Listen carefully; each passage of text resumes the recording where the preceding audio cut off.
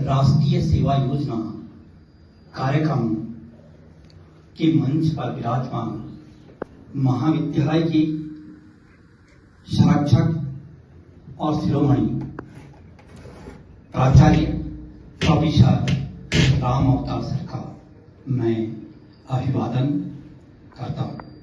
इसी क्रम में हमारे बीच में वरिष्ठ प्राध्यापक डॉक्टर अखिलेश कुकरेती सर का भी मैं हार्दिक अभिनंदन करता हूं। इसी क्रम में हमारे बीच में महाविद्यालय के प्राध्यापक डॉक्टर इंद्रेश पांडे जी का भी मैं हार्दिक अभिनंदन करता हूं और इस कर्ता धर्ता और इस विद्यालय के संरक्षक प्रधानाचार्य महोदय का भी मैं हार्दिक अभिनंदन करता हूं। इसी क्रम में मैं जो आज के मुख्य अतिथि हैं और एकदम युवा जिन्हें विकास का शायद यहाँ के लोगों ने एक अधिमान माना हो, हमारे बीच में रोहित चौहान जी का भी मैं हार्दिक अभिवादन करता हूँ।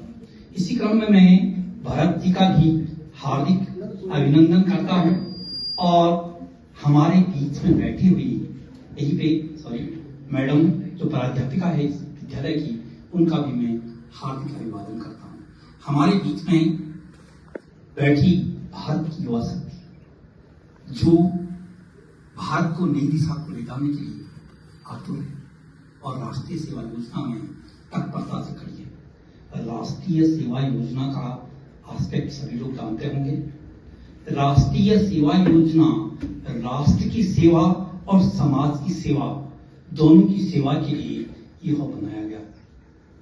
आपको जैसा विदित भी है, जब राष्ट्रीय सेवा योजना 1966 के दशक में स्थापित हुई तो राष्ट्रीय सेवा योजना के कुछ कर्तव्य थे कि देश में सबसे पहले राष्ट्र का सेवा और राष्ट्र की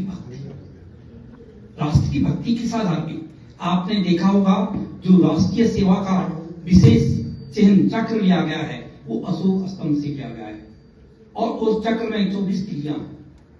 24 तिलियों का मतलब आप जानते हैं कि आपको 24 आवर्स देश की सेवा में, चाहे आंधी आए, चाहे तूफान आए, चाहे बारिश आए, चाहे एकदम धूप चमकती धूप हो, उसमें 24 घंटे आपको तत्पर रहना।